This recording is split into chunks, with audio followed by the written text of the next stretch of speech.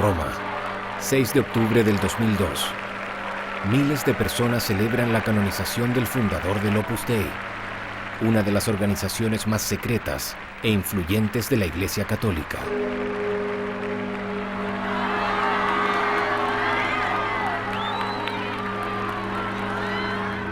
José María Escrivá de Balaguer, sacerdote español, acaba de ser proclamado santo. La época en que la obra era calificada de santa mafia o de secta ha llegado a su fin. Nadie parece recordar sus lazos con el franquismo ni con las dictaduras de América Latina. El padre. 4 rosarios, 10 euros. 4 por 10. En Chile, Joaquín Lavín es uno de los pocos políticos que confiesa públicamente su pertenencia a la obra. Este padre de 7 hijos, economista neoliberal, ha sido en 2 oportunidades el candidato presidencial de la derecha dura. El Opus Dei dice querer santificar el mundo. Sin embargo, con frecuencia la obra es percibida como un lobby conservador que infiltra las altas esferas de poder.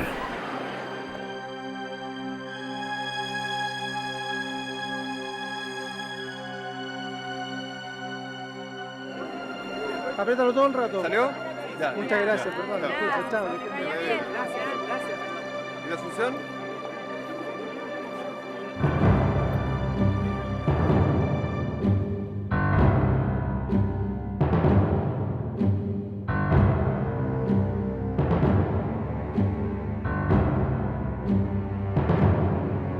Chile, junio de 1974.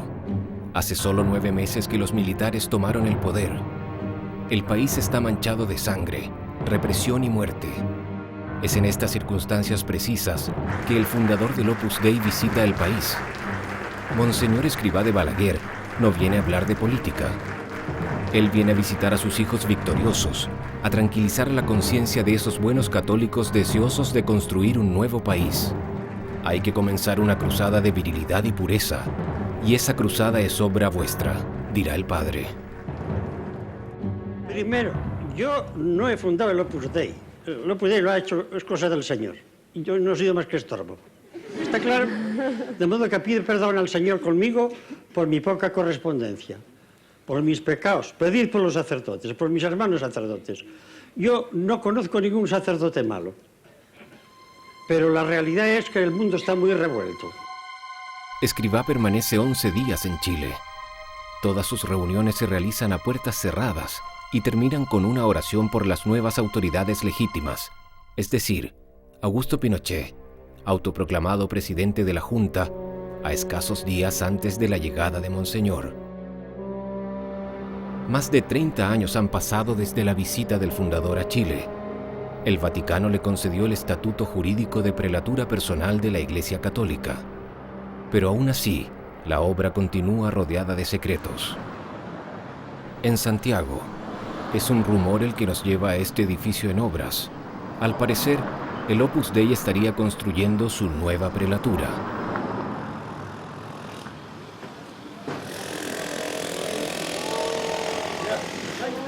Hola, buenas tardes. Caballero, ¿qué es lo que es esto? ¿Usted sabe lo que están construyendo, no? Sí, esto es ¿cuánto se llama? Una comunidad. No son departamentos de baño. No son departamentos, una comunidad. ¿Y sabe quién está construyendo esto, no? Lado izquierdo, ahí está el... ¿Pero usted sabe de quién es esto? ¿Nadie sabe?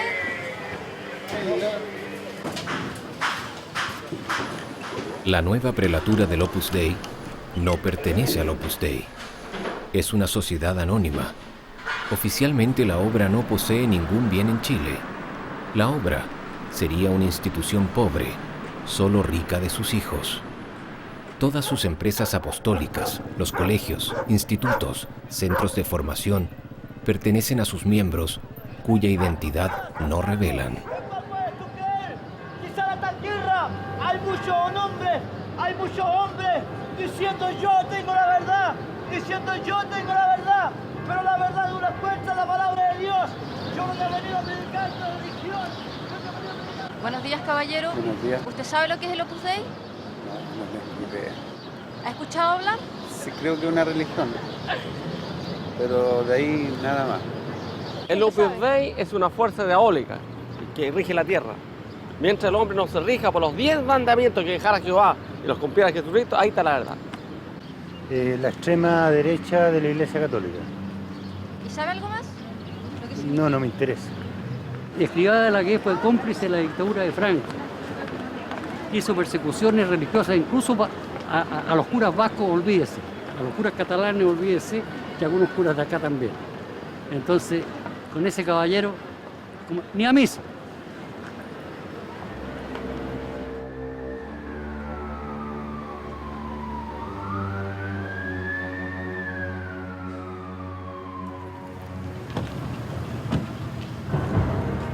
¿Por qué una institución de la Iglesia Católica actúa de forma tan poco transparente?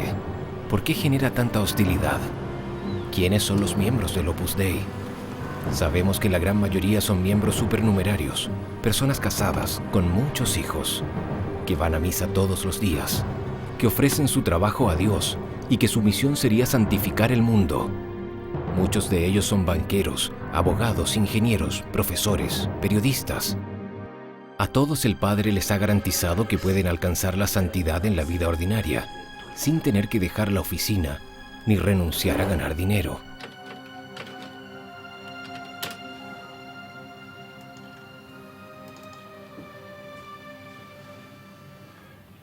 Así que, ya Claudio, yo creo que cualquier católico tiene que buscar la santidad. Y lo que aporta el Opus es una santidad muy aterrizada.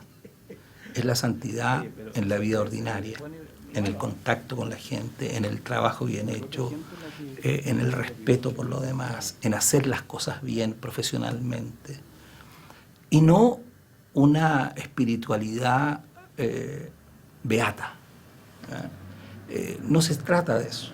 O sea, uno tiene sus expresiones de carácter espiritual muy claras, pero la santidad se busca en el trabajo diario, en las cosas que uno hace día a día, hacerlas bien y hacerlas en función del bien común, del prójimo.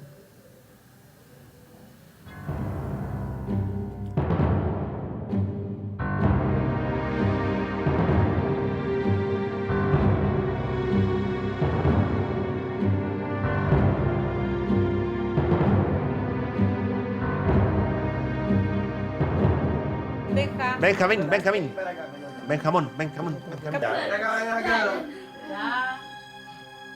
Bien. Un close-up. En el Padre, el Hijo y el Espíritu Santo. Amén. Bendícenos, Señor, a nosotros y a estos alimentos que recibimos de tus manos. Amén. Que el Rey de la Gloria Eterna nos haga partícipe del banquete celestial. Amén. El padre decía que una madre ya es santa después del 8º hijo. Jorge Alé tiene 12. Su familia es la encarnación misma de estos hogares luminosos y alegres, idealizados por el fundador. En el Opus Dei, los miembros casados forman la tropa, cuyo deber es engendrar los soldados de la milicia de Cristo, la tropa que obedece y propaga las ideas de la obra. Es aproximadamente a partir de los 6 años que los niños de estas familias comienzan a recibir una dirección espiritual en las casas del Opus Dei.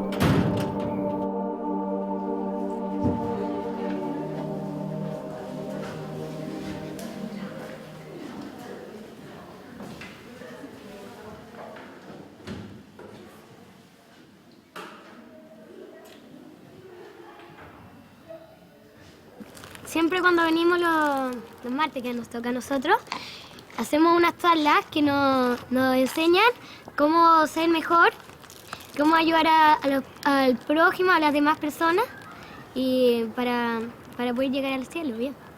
Y una vez al mes, los martes, una vez al mes en vez de charla tenemos meditación, como una charla con el Padre. Quiero ser profesora y tener harto hijos. Y también quiero ser del Opus Dei. Yo quiero también ser numeraria, pero no sé si Dios me llama. ¿Y ustedes saben lo que es una numeraria? Sí. ¿Qué es lo que es? Es una persona que Dios la llama a que se entregue. Es casi una monjita, pero es menos sacrificado. Y que vive en una casa común y corriente, con un oratorio, y no se pueden casar tampoco. Y también es de la obra, el Opus Dei. Y también en el Opus Dei hay supernumeraria, que son personas casadas que son del Opus Dei. ¿Ustedes rezan en la noche? Sí. ¿Y por qué piden? Por la madrina de mi hermano chico que está con cáncer. Por las almas del purgatorio. Para que haya más sacerdotes. Para que resulte bien la canonización. Para que no se haga la ley del divorcio. Y para que todo el mundo se convierta también. Y sepa lo que es el Opus Dei. Por eso. En el Opus Dei, la tropa la dirige el Estado Mayor de Cristo, compuesto solo por miembros solteros, los llamados miembros numerarios. Ángeles es abogada, y como todos los miembros numerarios, ha hecho promesa de castidad, pobreza y obediencia a la obra. La idea es ser un hombre de Dios, pero parecer un hombre del mundo. Juan Daneman no usa sotana, pero también forma parte de la milicia de Cristo. Es el director de este colegio del Opus.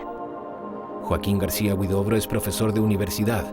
Conoció al fundador en 1974. Y en este grupo de estudiantes es Jorgito Ale, primero del curso, quien ha sido escogido por Dios.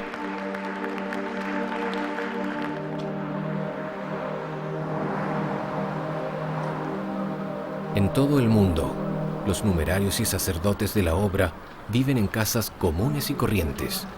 Es aquí, a puertas cerradas, que el Opus Dei realiza la mayor parte de sus actividades de formación y dirección espiritual.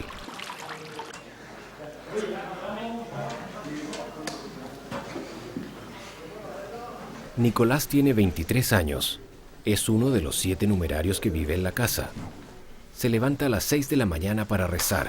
Ofrece su día al Señor, va a misa diaria y usa un cilicio metálico para mortificarse e identificarse al sufrimiento de Cristo. Está por acá. Así que aquí tenemos un computador, pero bien.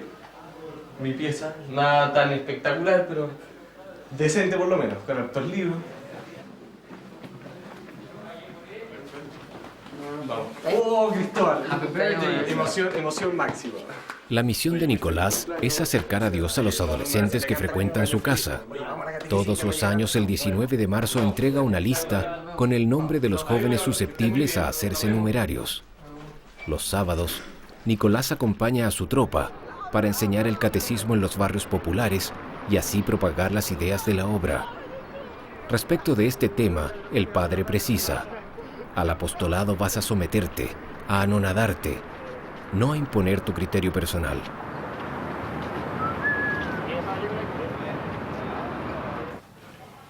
La familia es la base de toda sociedad. Si se destruye la familia, se va a terminar destruyendo la sociedad. ¿Ya? Entonces ese es el gran problema que tiene el divorcio y por eso nosotros tenemos que rezar mucho para que esta ley de divorcio no se apruebe. ¿Ya? Bien. Eso, entonces vamos a dictar un poco ahora. ¿Ya? Ya. Entonces el hijo tiene obligaciones con el padre, como son el darle amor, ¿ya? Serles obedientes, porque ellos representan a Dios en la tierra, ¿ya? Bueno, y después, también este mandamiento implica el obedecer a la autoridad legítima, ¿ya? ¿Por qué? Porque todos los poderes terrenales legítimos también han sido dados por Dios. Los ciudadanos tienen que obedecer las leyes y todos los principios de la autoridad, siempre que sean justas. Justas significan que no vayan contra las leyes de la iglesia, ¿ya? Ya, respetar a los abuelos, respetar a los tíos, respetar al carabinero, también cuarto mandamiento. Cuando sean chiquillos más grandes, en vez de ir a tirarle piedra a los carabineros, no hay que tirarle piedra, porque eso va contra el cuarto mandamiento, que hay que respetar el orden público. Y respetar la iglesia, respetar al sacerdote, hablar bien del sacerdote.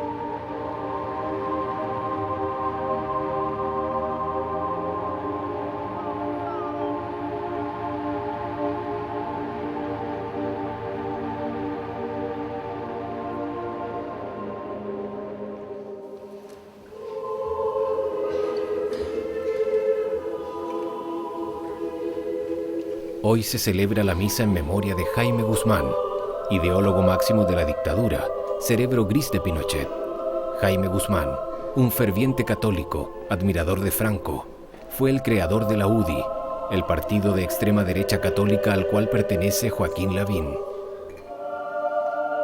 La misa fue organizada por este hombre, Gonzalo Rojas Sánchez, historiador, miembro numerario del Opus Dei, fanático defensor de la dictadura, director honorario de la Fundación Pinochet. Para muchos chilenos, los herederos de Pinochet integrantes de la UDI y el Opus Dei estarían estrechamente ligados. El Opus Dei dice no tener fines políticos, pero hay visiblemente una contradicción entre lo que pretenden y lo que la sociedad percibe.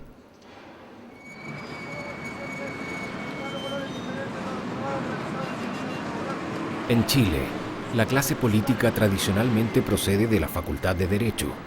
Jaime Guzmán fue profesor en la Universidad Católica. Curiosamente, Gonzalo Rojas Sánchez y otros miembros de la obra enseñan en esta facultad. Y es aquí donde reclutan a los posibles líderes políticos del mañana, como Luis Alejandro Silva. Digamos, mi convicción de que puedo aportar mucho en la política es mucho más fuerte desde que soy numerario que antes.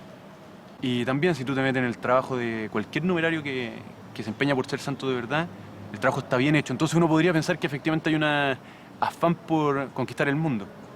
Pero es que eso es solamente la consecuencia de querer hacer un trabajo bien hecho para Dios. ¿Por qué me quiero dedicar a la política? Por una cuestión muy de fondo, que es un poco ambiciosa, pero creo que es posible, que es cambiar un poco la mentalidad de este país, de mucha gente por lo menos, que yo encuentro que somos muy estatistas. Y lo esperamos un poco todo del Estado, aunque el Estado nos dé poco, pero lo seguimos esperando todo digamos, de la institución, y no nos damos cuenta, yo me incluyo, del poder que tenemos en nuestras manos, digamos, de lo que somos capaces de hacer. Entonces me gustaría ser político para eso, no para, bueno, obviamente que para influir también lo más posible en las leyes, o sea, que sean, bueno, leyes acordes con la moral, digamos. Pero también por esta cuestión de fondo, ¿sí? De, bueno, hacer que la gente crea más en sí misma, o sea, de lo que es capaz. ¿Es que tú puedes leer lo que tú quieras e ir al cine a ver lo que tú quieras? No. ¿Me puedes contar más? Es que eso va a sonar demasiado mal, prefiero no... ¿Pero es cierto o no es cierto? Sí, pues. Es el tema que me preocupa, por eso te lo pregunto. Bueno, es que yo te respondería que leo lo que yo quiero y no voy al cine. Eso es lo que yo te respondería.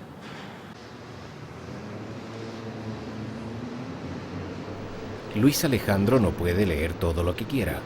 Como sucede con todos los numerarios, la obra ejerce un estricto control de sus lecturas, correspondencia, gastos, salidas. Al cabo de 5 años, deberá incluso firmar un testamento a favor de la obra.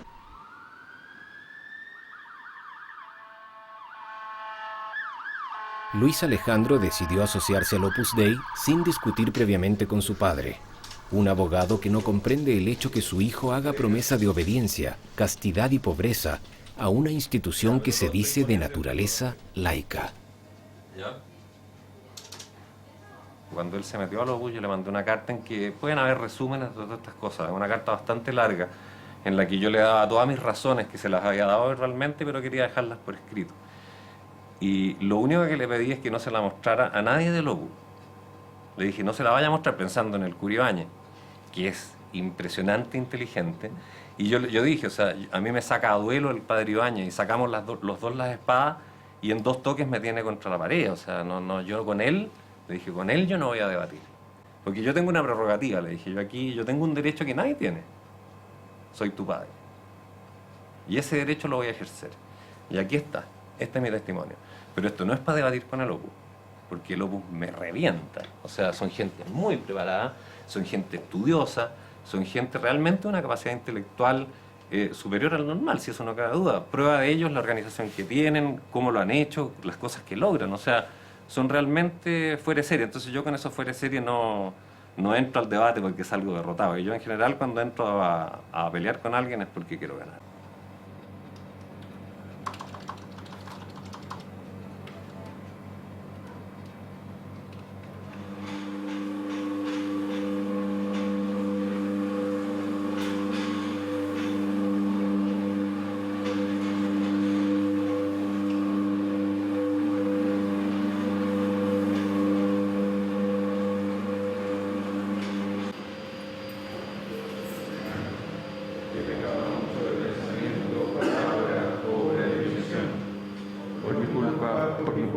Por mi gran culpa.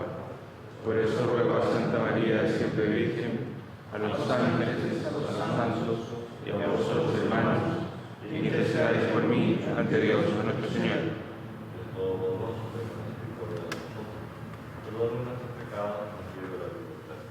Amén. Señor, ten piedad. Entrar al corazón del Opus es entrar a un mundo de oración, de obediencia y disciplina. Hay un orden establecido, una jerarquía, una constitución. Respecto de las reglas internas de las residencias, el fundador escribía: los que viven en la residencia no hablan para nada con las personas del servicio doméstico, ni saben sus nombres, y tampoco las ven nunca, ni siquiera las que sirven la mesa. Amalia forma parte de aquellas que no se ven. Es una numeraria auxiliar. Amalia ha hecho promesa de castidad, pobreza y obediencia a la obra, pero está consagrada exclusivamente a las labores domésticas dentro de las casas del Opus. El trabajo de la Virgen María lo llama ella. Amalia, como muchas de las numerarias auxiliares, proviene de una familia modesta, pero esto no la exime de entregar todo su salario a la obra. ¿Qué quiero de la vida? Que mucha gente se acerque a Dios y se salve. ¿Qué crees tú que se necesita para salvarse? Creer en Dios, evidentemente vivir los mandamientos y vivir en gracia de Dios. Nada más. ¿Y para ser santo tú quieres ser santo? Sí, quiero ser santa. Pienso que es para lo que Dios me ha llamado.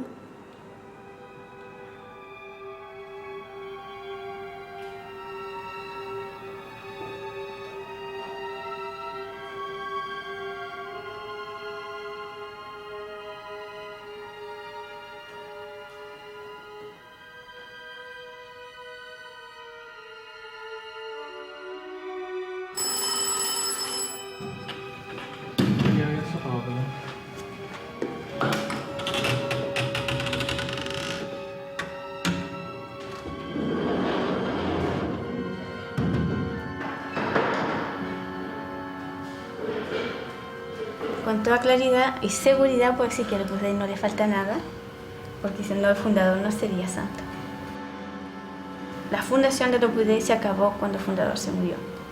De ahí nosotras vivimos solo fielmente lo que el fundador del Opus Dei dejó dicho, hecho y escrito, y no se nos pasa por la cabeza cambiar nada. Lo que sí, cambiar yo.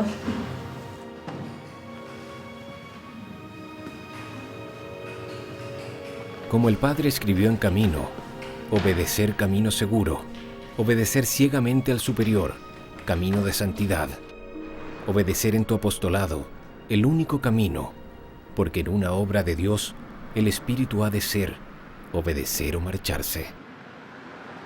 El Opus Dei dice que para entrar al Opus la puerta es pequeña, que no es fácil, pero que para salir están grandes y abiertas.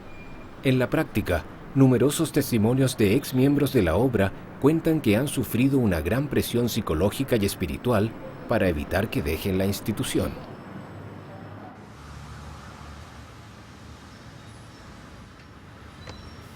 El testimonio te lo tengo que dar a rostro cubierto porque el Opus Dei es una institución muy poderosa. Tiene muchos poderes políticos, económicos, muchas relaciones a nivel empresarial. Los métodos que él utiliza cuando hay gente que no está de acuerdo y cuando hay gente que hablaba en contra de ellos es de difamarlo. Y yo la verdad que no me quiero arriesgar a eso, sobre todo a nivel profesional.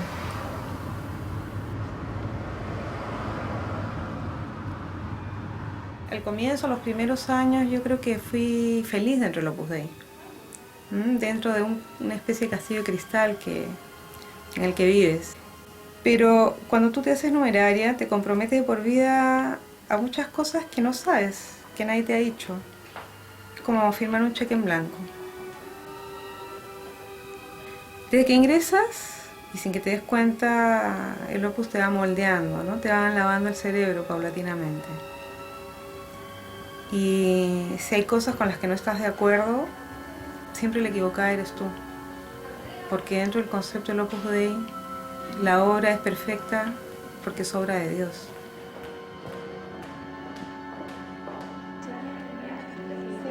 Y en este contexto hubo cosas con las que yo no estaba de acuerdo. Por ejemplo, con la coacción que había que ejercer sobre las jóvenes, sobre las niñas que iban a las casas para que pidieran ser numerarias, siendo que muchas no querían serlo, ¿no? Y prácticamente se les chantajeaba y se les presionaba en el nombre de Dios.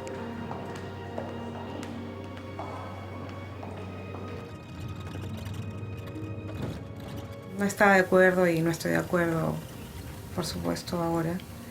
Es con esta casi vida de esclavitud que viven las numerarias auxiliares. Y este concepto que tiene el Opus Dei de que no hay que sacar a nadie de su sitio, ¿no? O sea, si tú naciste obrera, te tienes que morir obrera.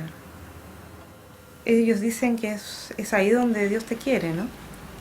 Y había que preguntarse si es donde Dios te quiere o si es donde a ellos les conviene.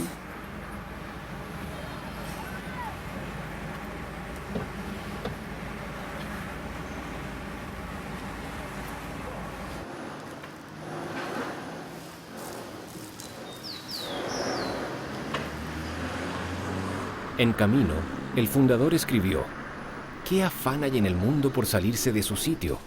¿Qué pasaría si cada hueso, cada músculo del cuerpo humano quisiera ocupar puesto distinto del que le pertenece? No es otra la razón del malestar del mundo. Persevera en tu lugar, hijo mío.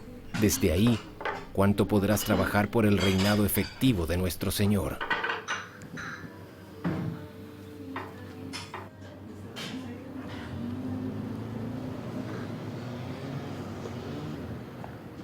Bueno, yo entré a trabajar acá a los 18 años y venía saliendo del colegio recién, entonces tenía toda la ilusión de volver a estudiar, de seguir estudiando.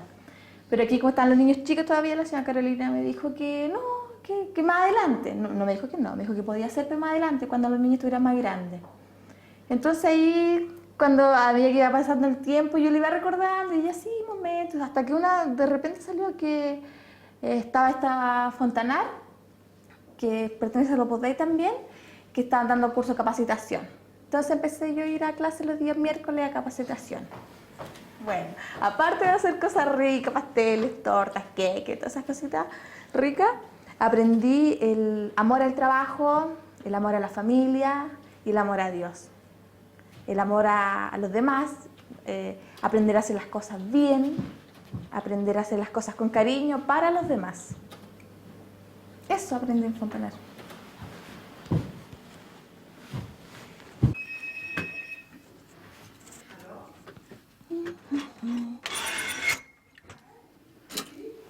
Ay, no podría explicar cómo creo que lo puse.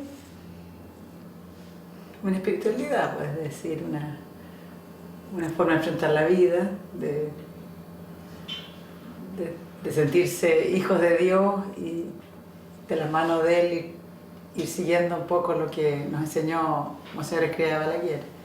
Sí, porque es como difícil explicarlo así como muy elevado, es decir, para llevarlo a la vida simple, no sé, sencillamente para mí el Opus Dei es algo que nos enseña a servir en otras cosas, a tener el anhelo de llegar al cielo, de ser felices con cosas sencillas.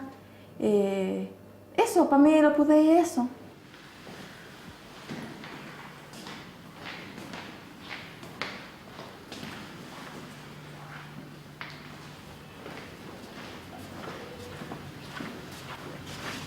Esto es Fontanar, el centro de formación del Opus Dei en que Mónica hizo sus estudios. En muchos lugares del mundo, la obra tiene estas escuelas de hotelería y cocina. La idea es formar buenos empleados y propagar el mensaje de la obra, la santificación a través del trabajo ordinario.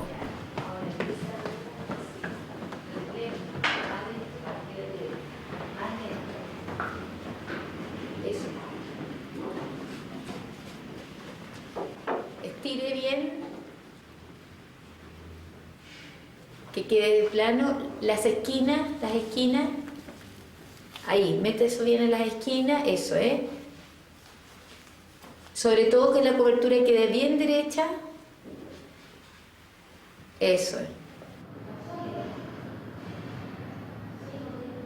¿Por qué es tan necesaria la formación de la conciencia? Porque si yo no tengo formada la conciencia, puedo actuar de cualquier modo, ¿verdad? Y caer en ese término que decíamos antes y que vimos también en el hombre light, del relativismo, ¿cierto? Que todo da igual, todo da lo mismo y todo vale, ¿cierto? Para que no caigamos en ese error, entonces formamos la conciencia. Entonces es una ciencia práctica, porque aplicamos la norma. Entonces la conciencia, el juicio de conciencia, no es autónomo, tenemos que formarla. La conciencia no crea la norma, pero sí la aplica, ¿cierto? Las que no tienen fe pueden pensar que a lo mejor la norma viene de cualquier autoridad, pero la autoridad máxima en la tierra y en el cielo es el que está arriba. Porque nos guste o no nos guste, es el que Él lleva los hilos de nuestra vida, ¿cierto? Entonces la conciencia se llama verdadera cuando se ajusta a la norma moral objetiva. ¿Dada por quién? Dada por Dios.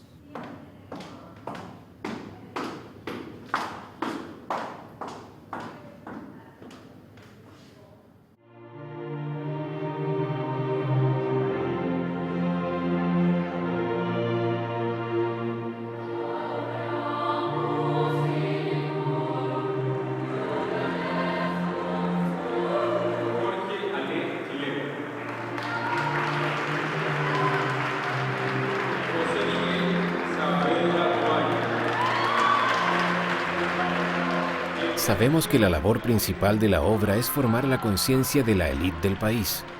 Los miembros del Opus Dei poseen buenos colegios. Estas escuelas son caras y están reservadas exclusivamente a familias católicas bien constituidas. Pero la formación de la milicia de Dios no se termina aquí. Es en uno de los barrios más caros de Santiago que el Opus Dei ha construido su propia universidad, la Universidad de los Andes.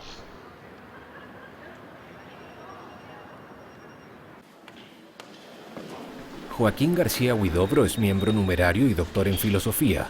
Como la mayoría de los profesores que enseñan en esta universidad, ha pasado por Navarra, la Universidad del Opus Dei en España.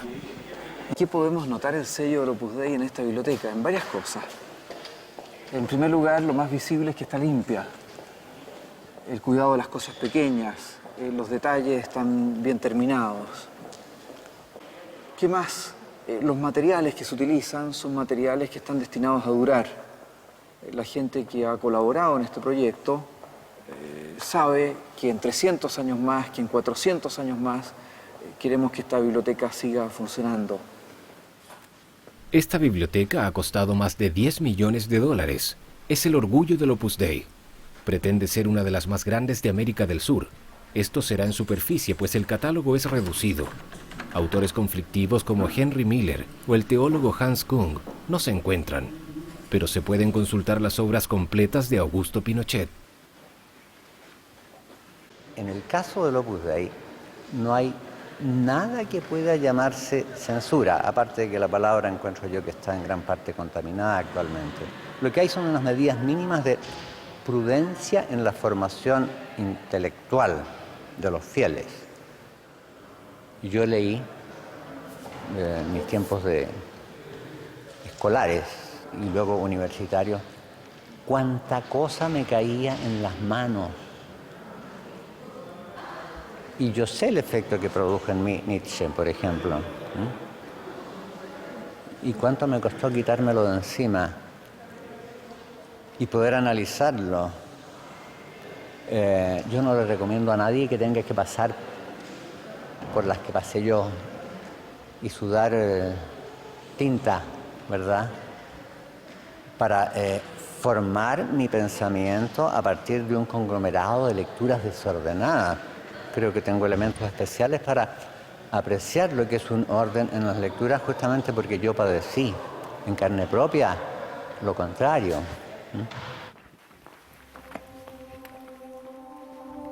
No es solo para proteger valiosas obras que esta biblioteca fue construida. El lugar también sirve como sala de recepción de visitas ilustres para las más grandes fortunas del país. La obra necesita dinero para sus empresas apostólicas y los empresarios se encuentran en el Opus Dei, una institución en que el éxito económico y personal, lejos de ser estigmatizado, es promovido y celebrado.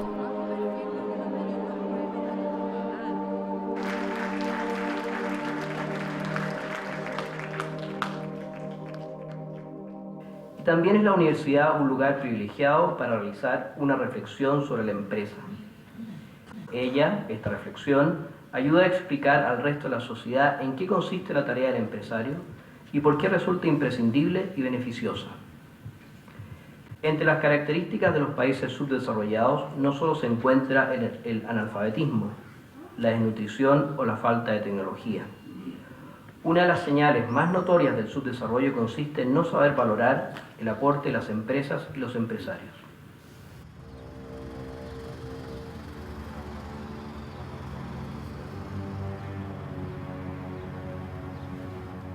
La dictadura fue un período de cambios irreversibles. No fue solo un período de terror y sangre. Esta también significó la imposición brutal del modelo neoliberal. Los buenos índices macroeconómicos solo benefician a un 20% de la población.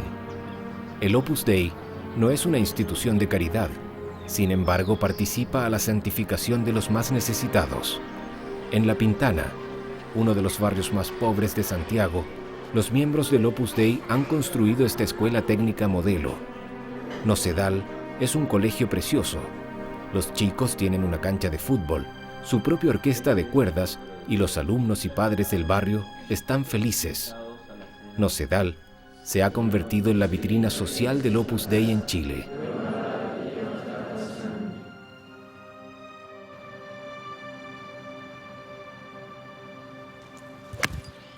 Vamos. De mis ganancias, cuando provienen de este caballero, del cliente de este caballero, tengo que pasárselas a Nocedal. Pero con gusto, voluntariamente. ¿No? Voluntariamente. O sea, ¿qué interés busca un empresario cuando ayuda a Nocedal? En primer lugar, tener trabajadores que estén mejor dispuestos, con mejor disposición de ánimo, con una comprensión mayor de lo que es la sociedad. Y en segundo término, que ellos contribuyan a la armonía social. O sea, cuando uno tiene trabajadores que no están conscientes de su rol como personas, como ciudadanos, evidentemente va a crear gente que no está consciente, conforme, y eso trae como consecuencia una mayor nivel de conflictibilidad.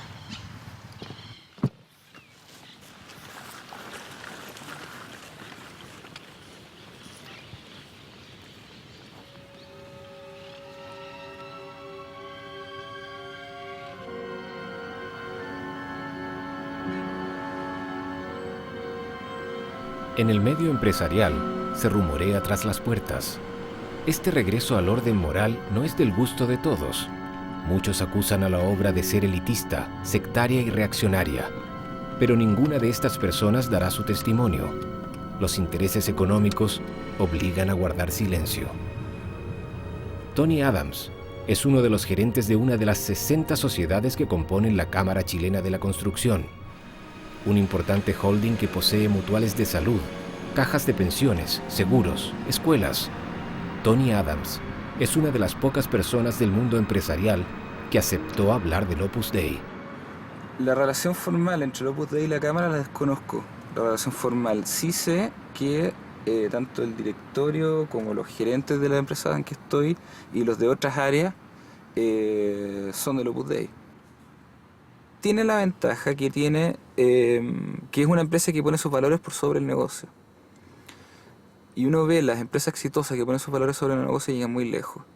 Y creo que eso es una de las cosas que ha hecho que tanto la empresa donde yo trabajo y sus pares, que yo conozco por lo menos, les va bien por una cosa como esa.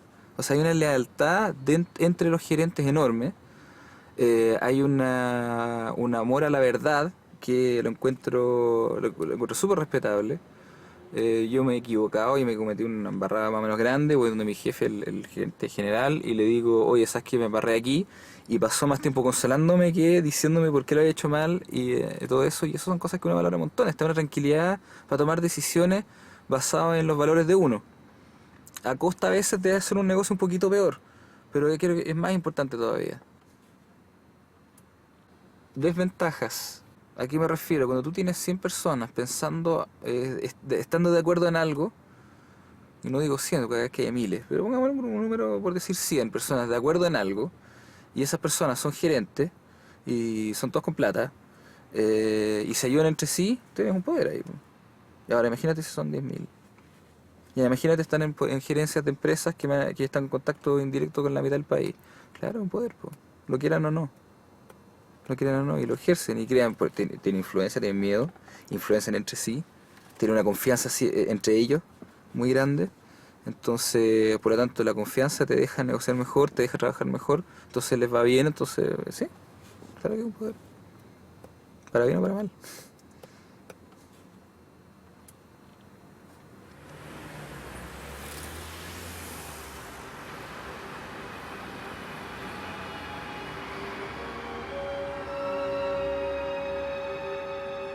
No es fruto del azar si encontramos muchos empresarios y ejecutivos ligados a la obra.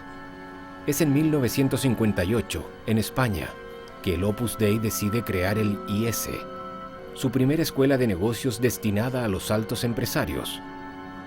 Rafael Termes, numerario y uno de los fundadores de esta escuela, escribía que el capitalismo había sido casi revelado por Dios.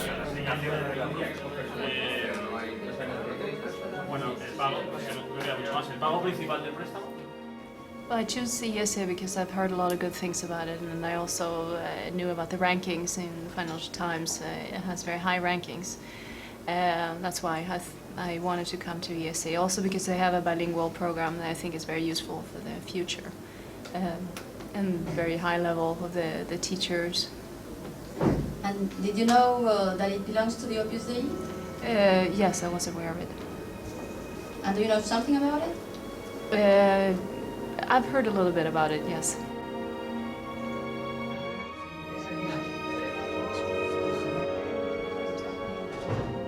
Para que funcione bien un mercado, necesita haber un nivel ético alto entre los agentes económicos, porque si no, lo que llaman los costes de transacción son tan altos que dificultan las transacciones comerciales. Por ejemplo, algunos países de Latinoamérica tienen sus fondos capitalistas en un lugar que se llama Miami. La razón de eso es porque esos fondos capitalistas no se fían de el funcionamiento de determinadas instituciones y de los agentes económicos de sus propios países. Lo cual indica que una de las maneras de desarrollar Latinoamérica sería elevando el nivel de comportamiento ético de los agentes económicos. Y eso no solamente no está reñido con el cristianismo, sino que va de luimem con el cristianismo.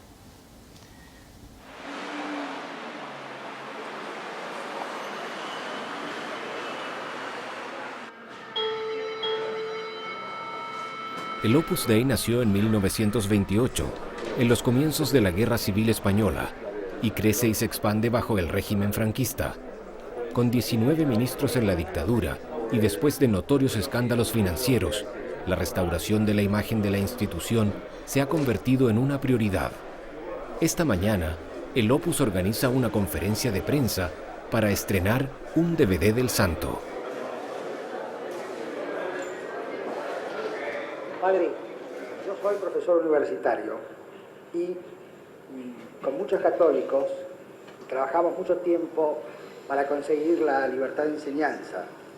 Y yo te diré que el tema que has tocado no es político, es religioso. Si fuera político yo no hablaría porque no digo más que tonterías si hablara de política.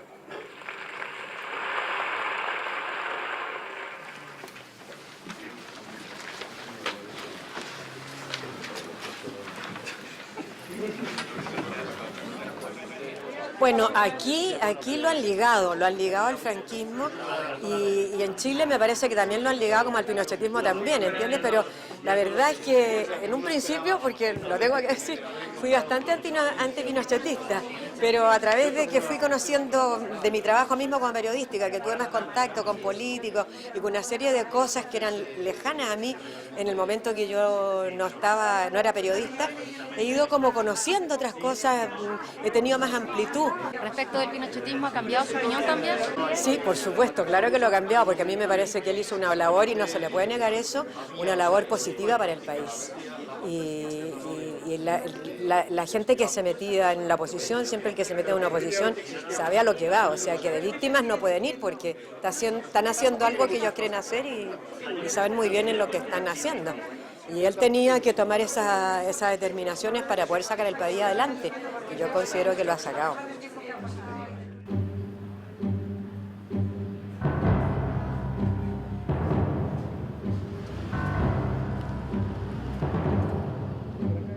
Orlando Poblete, rector de la Universidad Los Andes, fue secretario general de Pinochet. Pero en la universidad no se habla de política, se evita cualquier conflicto. Y si el profesor Pin en Madrid sugiere elevar el comportamiento ético de los agentes locales, en la Escuela de Negocios de esta universidad se dan seminarios para invertir el dinero en el extranjero, con una alta rentabilidad y sin pagar tantos impuestos. Y uno de los profesores fue Fernando Maturana, banquero chileno, implicado en el lavado de dinero del cartel de Juárez y en las cuentas secretas de Pinochet. Yo no conozco a ningún sindicalista del Opus. No conozco a nadie que esté en una posición importante en los sindicatos obreros de todo el mundo. No conozco a nadie que esté en una asociación, digamos, de filósofos, de teólogos. No hay ni un solo teólogo digno de tal nombre en el Opus, ¿no? Entonces, ¿dónde tienen su fuerza? En la posición de poder. En la posición de poder, suma de poder político y de dinero, que donde es el sitio ideal son las dictaduras, claro, evidentemente. La historia de Pinochet es bastante clara. ¿Cómo este tío puede haber amasado tanto dinero en silencio de los demás? Pues en ese silencio estaban los señores del Opus también. Como estaban en los bancos del Opus. La clave del Opus es siempre el secreto, como todas las organizaciones sectarias. Nunca contar la verdad, nunca contar los datos, solo hablar de principios. Y bueno, lo que pasa es que con eso no consiguen nada, porque los periodistas se aburren. Establecer el verdadero poder económico del Opus Dei es imposible, porque la organización se esconde bajo una nebulosa de fundaciones y sociedades anónimas. Por ejemplo, este lavaseco del centro de Santiago pertenece a un 85% a una tal Fundación Chilena de Cultura y el otro 15% a Jorge Peña, miembro numerario, filósofo, domiciliado en la Universidad de los Andes. Y el dinero del Opus no es el único tema sensible. Es que son importantes para ti los valores republicanos.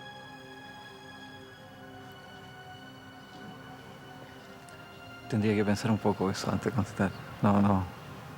Yo soy muy lento a improvisar, entonces si me pregunta algo así de esa envergadura tendría que darme un par de días, digamos, y me lo haces de nuevo.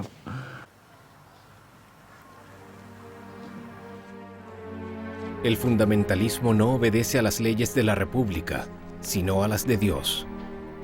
En el Opus Dei es la palabra del fundador que está por sobre todo. El Padre ha dicho, el Padre lo quiere. Ese es el argumento que justifica todo tipo de orden o de decisión.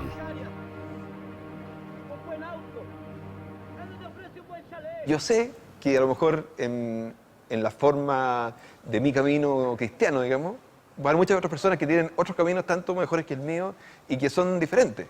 Y tú tienes que aceptarlos, respetarlos, quererlos. Y además, cuando tú gobiernas, la gran mayoría de las decisiones, que son las decisiones que uno tiene que tomar todos los días, como alcalde o como presidente, son decisiones que no tienen que ver con estos temas, son decisiones técnicas. Entonces, por ejemplo, si tú tienes que subir los impuestos o bajar los impuestos, es una cuestión técnica, no tiene nada que ver con la formación religiosa que tú puedes tener. O si, no sé, pues si tú crees que hay que invertir la plata en el proyecto A o en el proyecto B, eso no tiene nada que ver.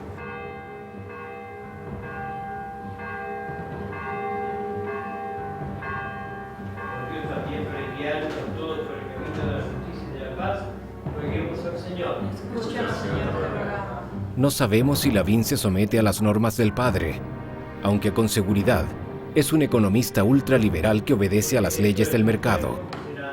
Lavín pudo haberse convertido en el primer presidente Opus Dei en el mundo.